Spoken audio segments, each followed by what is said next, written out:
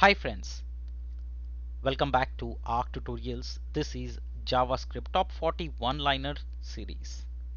These are the top 40 code snippets that every developer must know in order to improve their logic and also to become a better developer.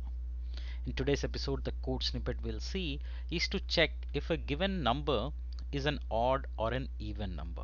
Okay. Now, alright, although it looks like pretty simple, straightforward use case, ideally I'll give you a simple method function. What you can do is use it as a general utility function that you can use it throughout your project. Alright. Again, the idea is to write one line of code and solve this. Let's go ahead and do it a generic one for entire project. This is part 20 of the series. If you haven't checked out the first 19 parts, make sure that you go through them in order to have continuity to your learning. Let me create JavaScript 40 part 20.html. Alright. Okay, then the head section and then the body tag and then the script. Alright, so this should be pretty quick. It should not take long. What we'll do is just divide, use the modulo function, and what it should do is check is even or not, right? So this will take a number as a input, and all we'll do is number modulo 2 equal to triple equal to, because it has to be exact match. That's all we'll do. And every time you want to do something, all you need to do is call this function and say 11,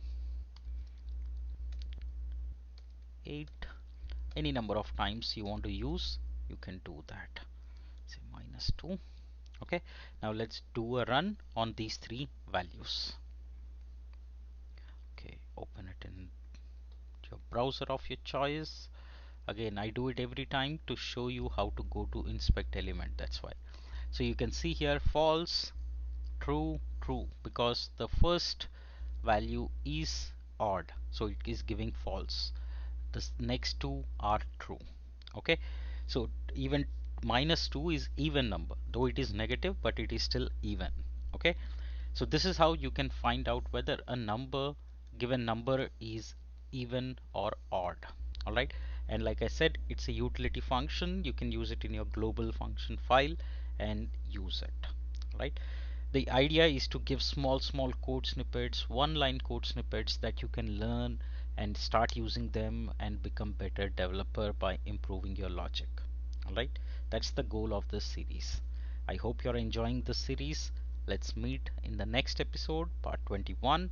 Till then, keep learning, keep growing. Please do hit that like button and maybe leave a nice comment to keep encouraging. Thank you so much.